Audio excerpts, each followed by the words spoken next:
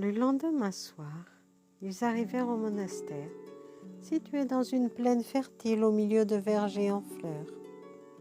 Des moines portant une longue robe brune ceinte d'une corde blanche s'occupaient des arbres et des massifs. Ils levèrent les yeux à l'approche de la caravane, puis deux d'entre eux se dirigèrent vers le portail aménagé dans les murs blancs et bas qui entouraient la vaste propriété. Ce portail s'ouvrit, mais seul Abou Talib entra sur sa monture, tandis que, sur un ordre bref, la caravane s'ébranlait à nouveau. Quelque peu effrayé, Mohammed la regarda s'éloigner. « Où vont-ils? Allons-nous rester tous seuls ici ?» demanda-t-il presque craintivement. Abou Talib n'eut pas le temps de répondre. Il descendit péniblement de sa monture, qui, bien dressée et habituée à son maître handicapé, se soumettait patiemment à tout ce qu'il exigeait d'elle. Mohammed le suivit prestement, et quand il se trouva devant les moines, il regarda autour de lui d'un air surpris. Un frère arriva. Il prit les rênes et emmena l'animal. À présent, ce dernier également avait disparu. Pris de malaise, Mohammed saisit spontanément la main de son oncle et dit impérieusement « Tu restes là ». Cela eut pour effet d'attirer l'attention des moines qui regardèrent leur jeune hôte. L'étonnement se peignait sur leur visage, mais ils ne posèrent aucune question. Ils conduisirent les visiteurs à l'intérieur du monastère où une chambre avait été préparée pour accueillir Abou Talib. Un lit fut rapidement installé pour l'enfant et on apporta une collation. Ensuite, les frères se retirèrent et les laissèrent tous deux livrés à eux-mêmes. Mohammed avait une foule de questions à poser. Pourquoi les moines portaient-ils ces longues robes? Pourquoi avaient-ils, au lieu de ceintures brodées, ces longues cordes si laides et pleines de nœuds? Abou Talib le lui expliqua du mieux qu'il put. Et comme la question à laquelle il s'attendait le plus n'arrivait pas, il la posa lui-même, bien qu'il n'en connût pas davantage la réponse. « As-tu remarqué, Mohammed, que tous ces hommes ont le crâne rasé au même endroit? Sais-tu pourquoi ?» L'enfant répondit sans hésiter. « Je pense qu'ils ont rasé leurs cheveux pour que la force d'en haut puisse mieux les pénétrer. »« La force d'en haut ?» demanda Abou Talib surpris. « Mais que sais-tu d'elle ?»« Je l'ai moi-même ressenti, » répondit modestement le garçon, sans faire preuve de la moindre ostentation. Un moine vint apporter un message à l'oncle qui se pencha dans les papiers qu'il venait de recevoir et fit signe à Mohammed de se coucher. Ce dernier trouvait dur de ne pouvoir aller prier dehors comme il n'avait pris l'habitude depuis peu. Mais avant même qu'il ait pu se décider à demander s'il pouvait aller dans la cour, Abou Talib se leva et quitta la pièce. Alors, l'enfant pria, debout devant sa couche, et s'endormit ensuite très rapidement. Le lendemain matin, l'oncle conduisit Mohammed devant le supérieur du monastère. Le prieur Paul était un homme encore jeune, aux yeux ardents et aux traits bien marqués. Il observa attentivement le garçon. « C'est bien ce que nous pensions, dit-il en se tournant vers Abou Talib. Mais je vais faire venir le père Benjamin. Il verra mieux que moi ce qu'il en est. » On appela le père. Il attendait en silence, oppressé par quelque chose d'inexplicable. Mohammed, d'ordinaire si curieux, gardait obstinément les yeux baissés. Un très vieil homme entra. À la demande du prieur, il se plaça à côté de ce dernier et se mit à interroger Mohammed. « Quelle est ta croyance, mon fils ?» Celui-ci leva immédiatement les yeux et répondit spontanément. « Je suis de ceux qui croient qu'il faut aider les fétichistes. » Prieur et père échangèrent un regard. Mais Abou Talib, que la réponse de son neveu avait plongé dans l'embarras, se tourna vers lui en disant « Tu as mal compris la question du père. Il voulait savoir quelle est ta croyance. Es-tu païen, juif ou chrétien?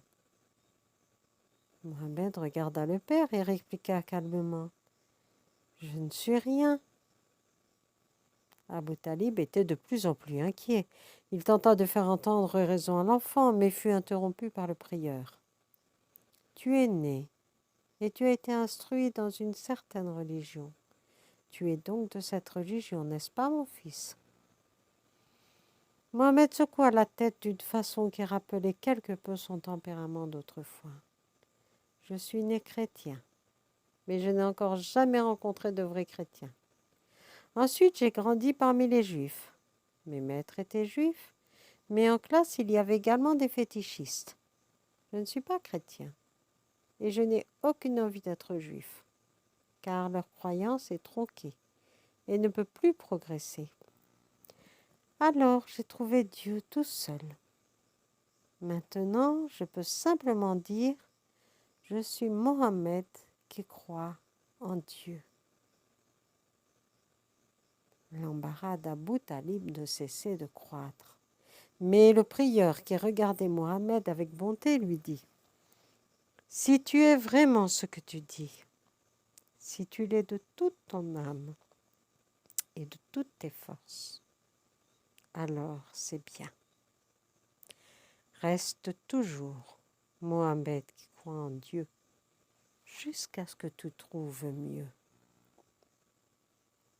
Le père Benjamin s'adressa de nouveau au garçon. « À quoi as-tu reconnu que celui que tu as trouvé est vraiment Dieu ?» La réponse fusa comme un éclair. « À sa grandeur et à sa toute-puissance. » En prononçant ces mots, Mohammed se sentit littéralement transporté vers les hauteurs. Il en eut le vertige. D'immenses espaces s'étendaient devant lui et il était entouré de clarté. Cela ne dura que quelques instants, puis il se reprit, conservant toutefois au fond de lui un grand sentiment de bonheur. Un jeune père entra. On le chargea de faire visiter les jardins du monastère à Mohammed. Quand tous deux eurent quitté la pièce, le père Benjamin dit pensivement « C'est bien ce que nous attendions à la suite de l'annonce qui nous a été faite. Cet enfant est quelqu'un d'exceptionnel. Le Seigneur l'a choisi pour apporter la nouvelle de son existence dans les contrées les plus lointaines. Il sera un messager de vérité, non seulement pour son peuple, mais pour un nombre incommensurable d'êtres humains sur terre. » « Veux-tu nous confier ce garçon à Abu Talib ?» demanda le prieur. « Nous aimerions former son âme.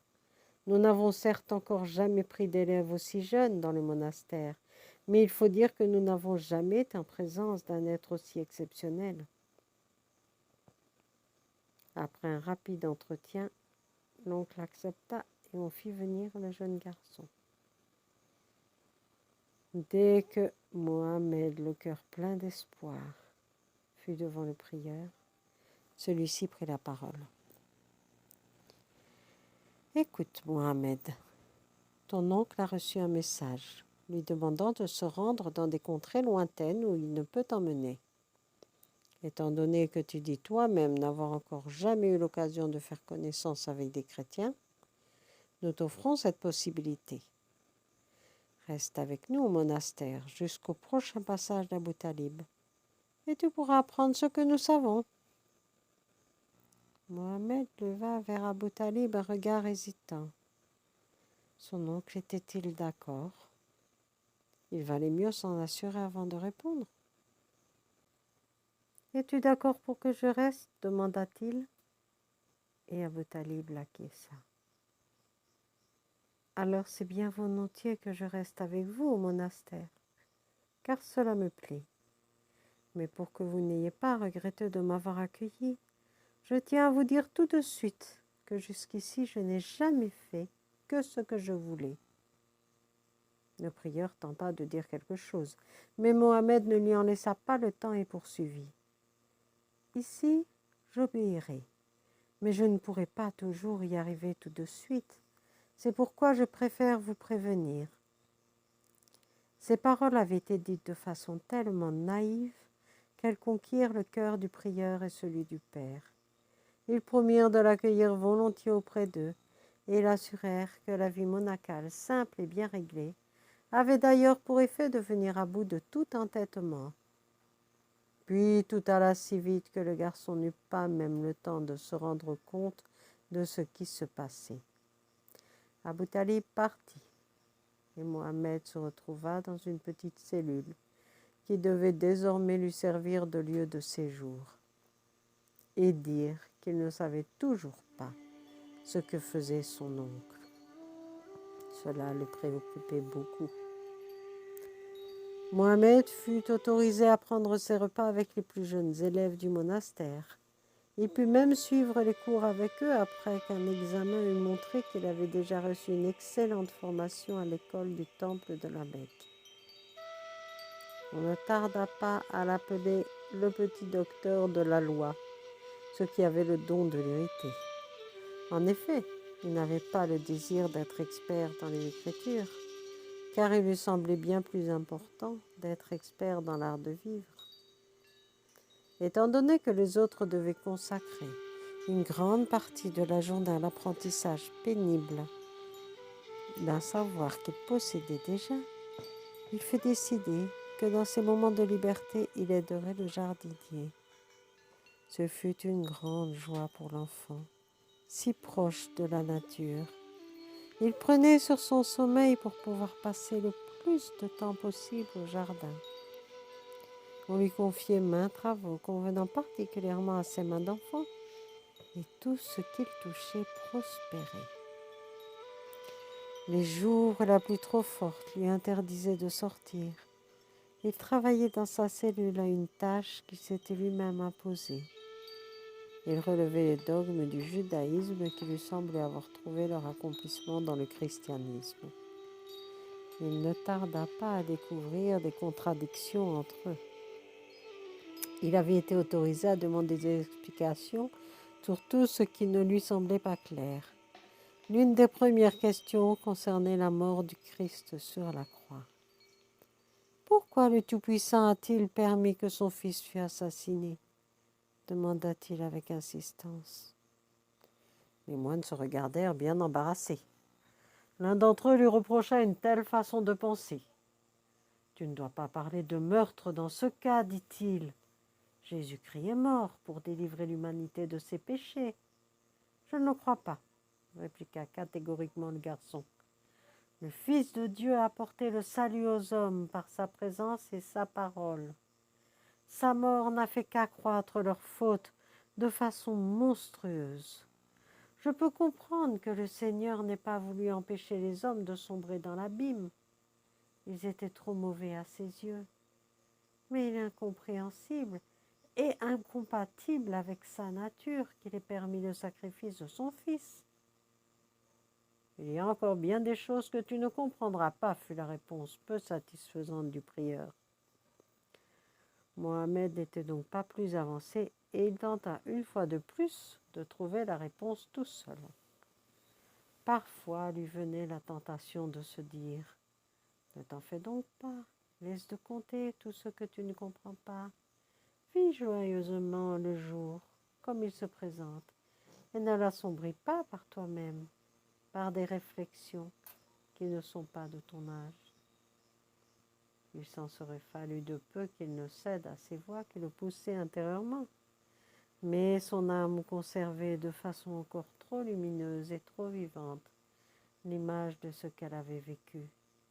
Il devait continuer à chercher. Une parole prononcée par un jeune père jeta quelque clarté dans le tourbillon de ses pensées tumultueuses. Ce jeune maître expliqua un jour aux élèves la nécessité de la discipline monacale. Sans elle, chacun faisait ce qui lui plaisait. En effet, le Créateur avait bien donné le libre arbitre aux humains pour qu'ils se comportent selon leur propre vouloir. Mais comme l'homme n'était pas capable de l'utiliser dans le bon sens, il fallait qu'il soit soumis à une discipline terrestre. Le mot libre arbitre mit le feu aux poudres. Mohamed eut grand-peine à ne pas poser d'autres questions à ce sujet pendant le cours. Mais à la fin de la leçon, il alla trouver le père et posa des questions qui témoignaient d'une vie intérieure éveillée. Le moine fit des efforts sincères pour apaiser l'âme du garçon. Il n'avait jamais pris en compte semblable considération, mais il pouvait se mettre à la place de Mohamed et pénétrer dans le monde de ses pensées. « Pense donc, père, s'écria Mohamed avec enthousiasme. Le libre arbitre est l'un des plus grands dons que Dieu ait fait à l'humanité. Si nous l'utilisons comme il se doit, nous pouvons nous élever très haut. Sinon, nous resterons toujours prisonniers. » Le maître ne répondit pas. Ses pensées étaient trop élevées. Mais le garçon poursuivit. « Donc, Dieu n'est pas intervenu quand le Christ fut assassiné, parce qu'il voulait laisser les hommes vivre les conséquences de leur libre arbitre. Il se situe vraiment bien au-dessus de notre entendement humain. Et moi, pauvre fou, je voulais justement lui adresser un reproche à ce sujet. » « Réfléchis à ce que tu dis, mon garçon. Comment peux-tu te permettre de parler ainsi du Très-Haut » dit le maître, qui était en colère parce qu'il ne parvenait plus à suivre le cours des pensées du jeune homme. « Je regrette simplement ce que j'avais pensé jusqu'à maintenant, dit Mohamed pour toute défense. Puis il se tut. Tant de connaissances l'assaillaient intérieurement qu'il parvenait à peine à en venir à bout. Le père alla trouver le prieur pour lui faire part de cet entretien. « Je t'ai déjà dit, père Jacques, que Mohamed est un garçon peu ordinaire, répondit celui-ci en souriant. Tu ne peux pas exiger que l'esprit d'un enfant qui reçoit des grandes choses réagisse comme le ferait celui d'un homme mûr. Ne l'intimide pas, sinon il perdra la confiance qu'il a en toi et en nous tous. Ce serait regrettable, car nous ne pourrions plus observer ce qui se passe en lui. » Toutefois, à la suite de cet entretien, le prieur décida de prendre lui-même en main l'éducation et la formation du garçon.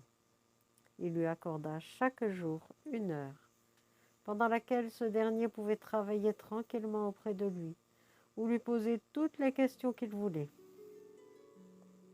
Cela plut à Mohamed, qui profita au mieux de l'occasion qui lui était offerte. Plus le prieur se montrait indulgent vers lui, plus les questions surgies du fond de l'âme de l'enfant étaient hardies. Le prieur Paul ne lui reprocha jamais aucune audace d'expression, mais il n'avoua jamais non plus qu'il n'était pas capable de suivre l'envol de son élève. Mohamed lui avait permis depuis longtemps de prendre connaissance de ses manuscrits, et le prieur était surpris de voir la clarté avec laquelle le garçon avait relevé les différences existant entre les deux croyances.